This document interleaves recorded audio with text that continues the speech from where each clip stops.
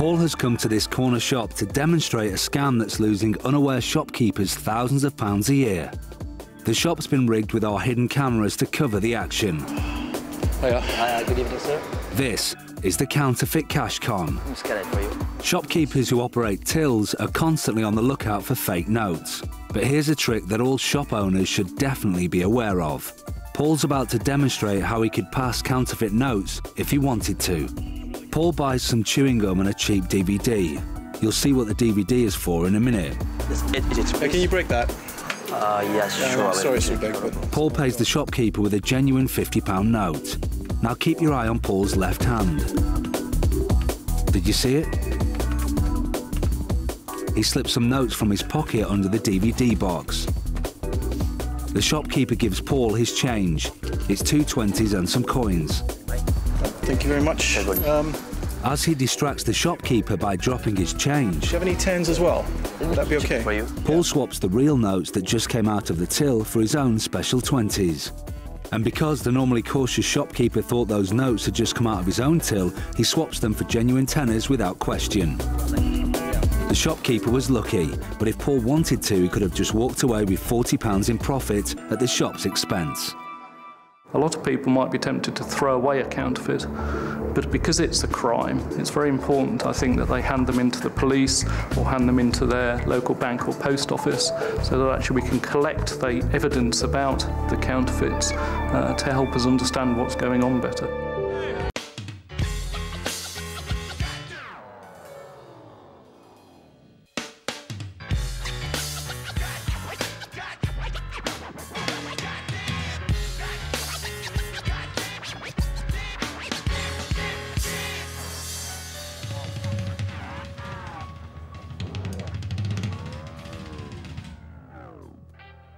Well, pickpocketing has been around as long as pockets. It's one of the... Come on.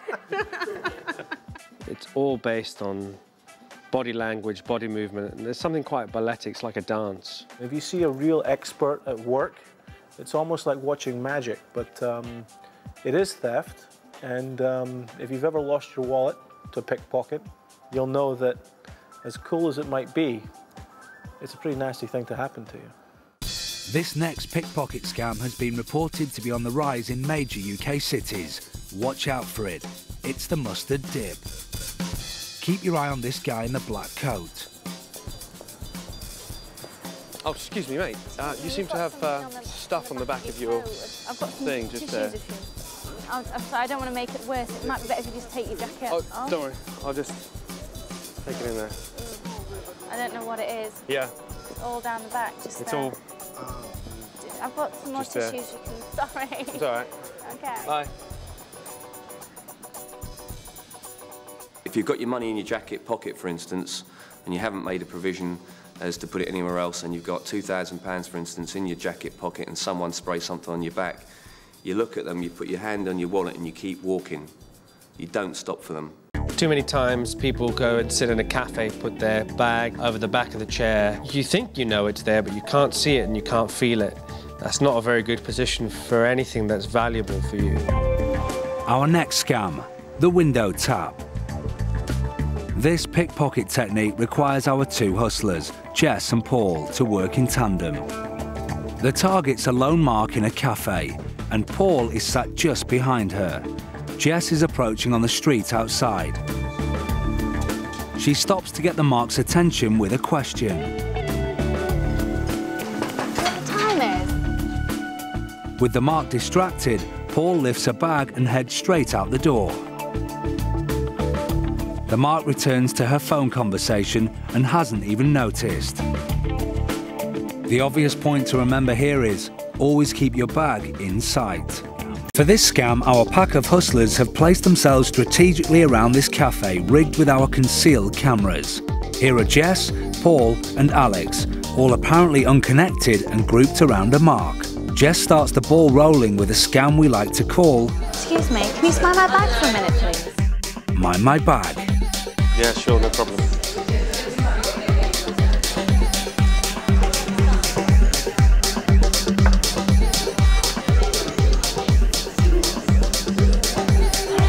Excuse me.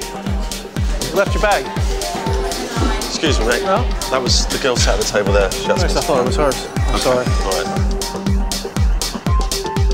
So, in case you missed it, here's a replay. With the mark getting Jess's bag back, Alex was able to grab the mark's laptop, hide it under his coat and pass right by the mark undetected. Returning to his seat, the mark spots he's missing something. It seems like such an easy scam to become a victim of, but how can it be avoided? Well, the best way is to use the clips provided in many of the cafes and pubs for clipping your bag into. They're often provided in these places now. The other way is to obviously keep it right on top of you so that it's in your vision all times. Paul, Jess and Alex are preparing for their version of one of the most profitable scams in the UK today, the black money blag. The black paper scam is a scam that's been played on real people.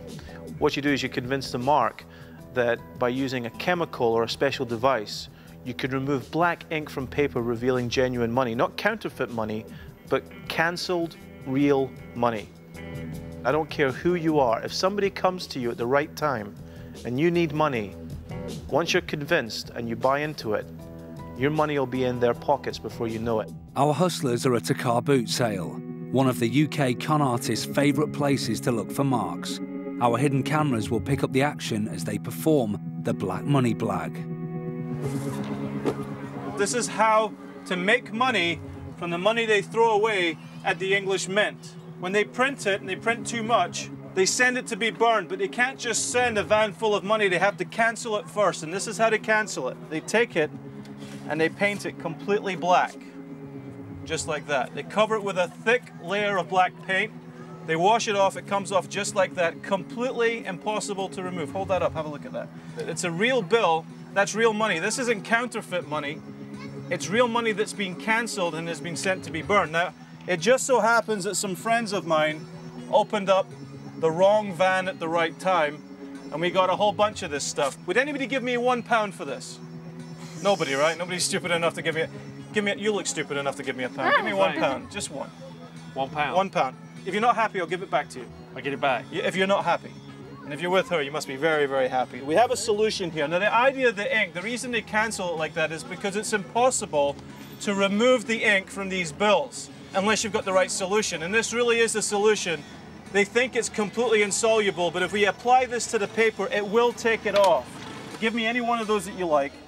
Just the one you want to keep. You paid £1 for this, okay? £1 for a black piece of paper. I want to show you exactly what you're going to do when you go home. Watch very carefully. That's your pound. That's the black piece of paper. I'm going to keep the pound because you're going to be very, very happy.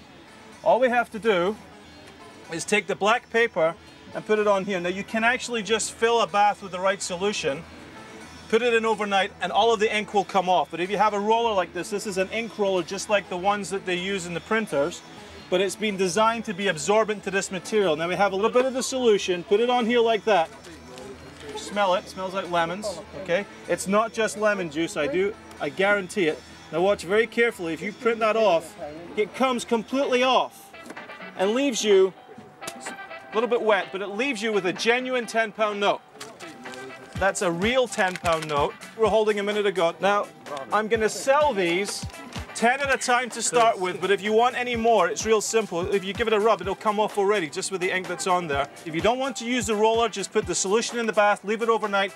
You'll wake up to a fortune. Now, I can sell 10 at a time with the roller for £30. You also get a bottle of the solution. If you get more paper, you're going to need more solution. Now, for £30, you get the printer. You get the paper. Now, this is like real magic.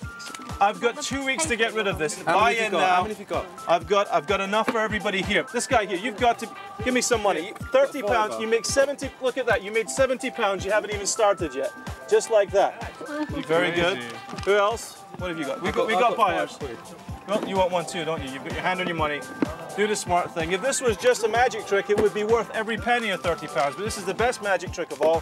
For £30, you make 100, and if you get more of the paper, you can just keep making money. Each time you print one, you make £9 profit. It is light, but don't let anybody know what's in there. That's another one. So, Paul's amazing demonstration managed to convince these guys to part with £30. But what exactly did they get for their money? Just a few bits of white paper sprayed with black paint, a cheap printer's roller, and a container of washing up liquid which smells of lemons. And by the time they've realised this, Paul will be long gone. So, how did Paul change his black paper into a real £10 note? Well, when he said it looked like a magic trick, for once he wasn't lying. Because yes, it is a magic trick, available to buy from companies who sell on the internet to professional magicians. It certainly worked the magic for Paul, producing £60 from these gullible victims. So, what did he have to say when we revealed our cameras and came clean? You know, most people are in debt for a start. So if they're going to get money, if they're going to get a way out of their debt by just making their own money at home, and they can get away with it, then why not? One victim of this scam was so embarrassed to have lost £20,000 that we agreed to disguise his identity. The police have said that it happens all the time, but I'm just one of the rare ones that have actually come forward. Unless you're working 9 to 5 and earning it, you are not going to get anything for nothing. Greed fuels everything. It's all about greed.